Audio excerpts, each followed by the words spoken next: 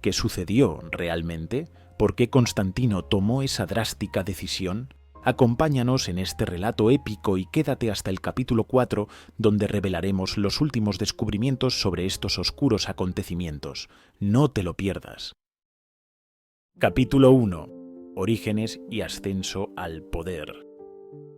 Flavio Valerio Aurelio Constantino nació alrededor del año 272 después de Cristo, en Naissus, actual Niš, Serbia, en el seno de una familia de modestos orígenes. Su padre, Constancio Cloro, era un hábil oficial militar que ascendió a la tetrarquía como César del Imperio Occidental, mientras que su madre, Helena, de origen humilde, más tarde sería venerada como Santa Helena. La infancia de Constantino estuvo marcada por el ambiente militar y político de la época, lo que le proporcionó una educación privilegiada en la corte de Diocleciano en Nicomedia. Allí aprendió sobre estrategias militares, política y la compleja estructura del imperio. El sistema tetrárquico instaurado por Diocleciano dividió el imperio en 4 partes, lo que trajo consigo tensiones entre los líderes.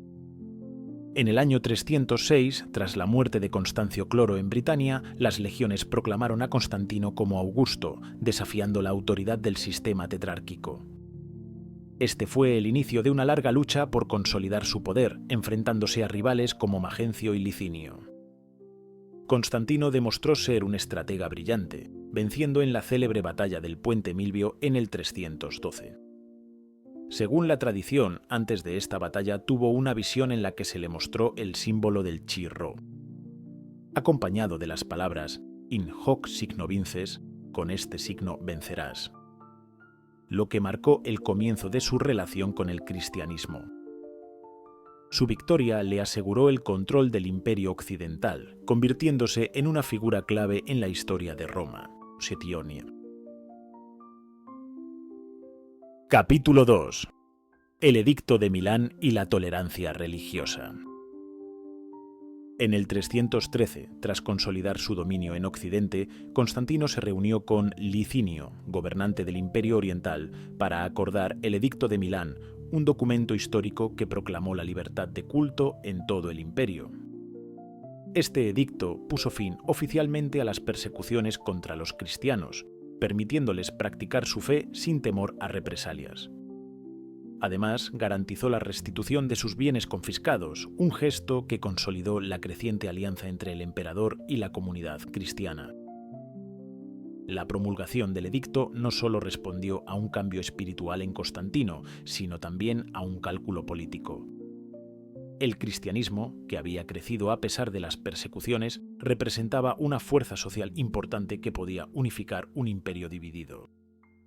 Aunque Constantino seguía participando en ceremonias paganas en esta etapa, su inclinación hacia el cristianismo era evidente, sentando las bases para su posterior conversión completa.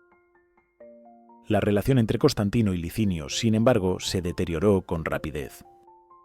Licinio, que inicialmente apoyó la tolerancia religiosa, comenzó a reprimir a los cristianos en sus territorios, lo que llevó a una confrontación militar.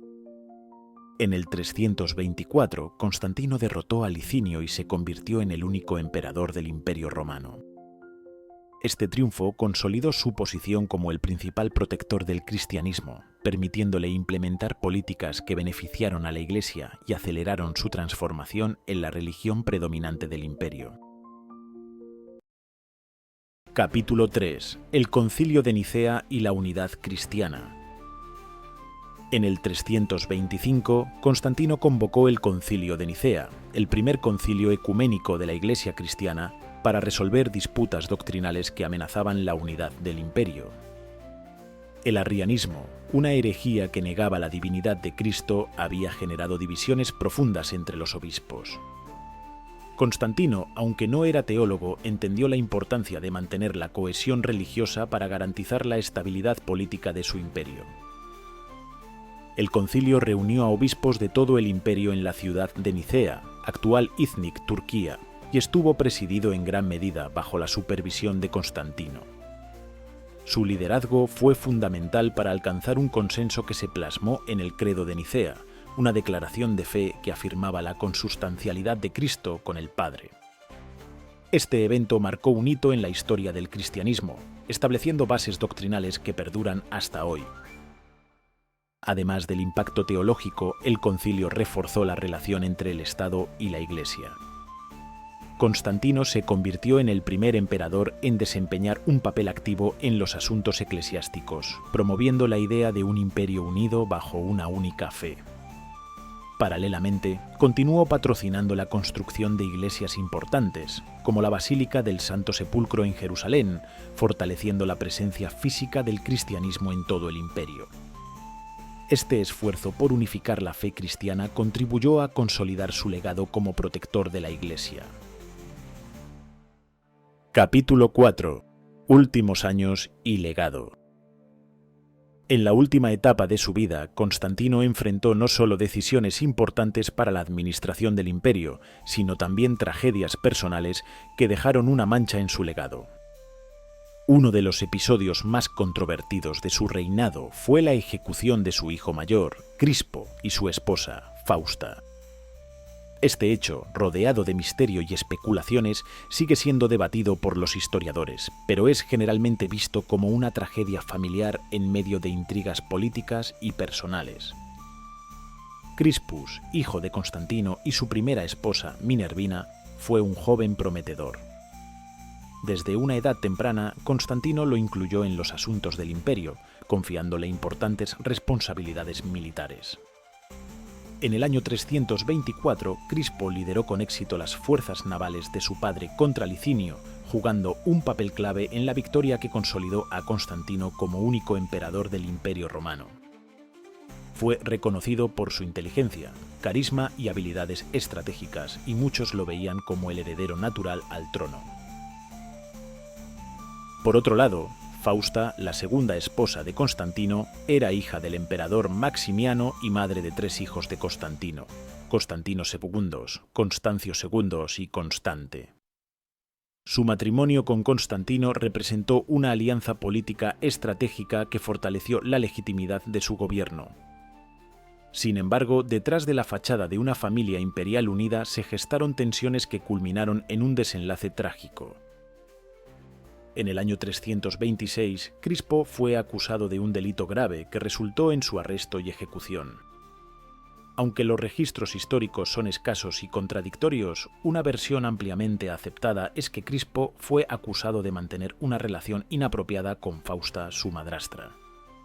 Según esta teoría, Fausta habría acusado a Crispo de intentar seducirla o violarla, lo que llevó a Constantino a actuar con dureza contra su propio hijo.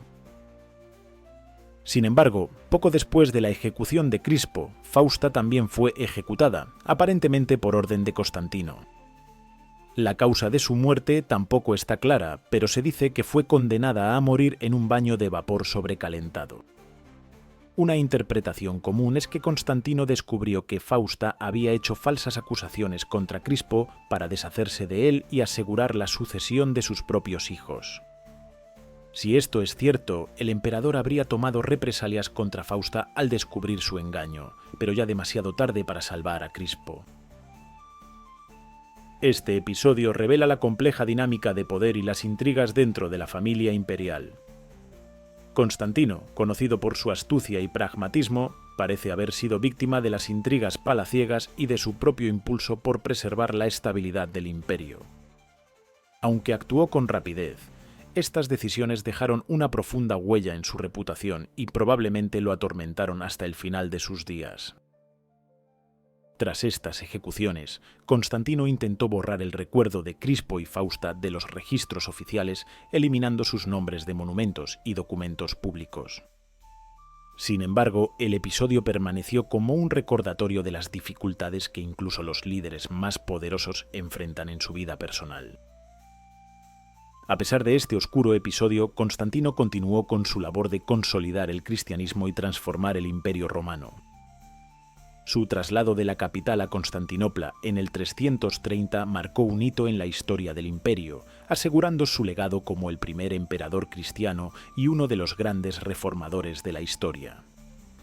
Sin embargo, la tragedia familiar de Crispo y Fausta añade una dimensión humana y trágica a la vida de un hombre que moldeó el destino del mundo occidental.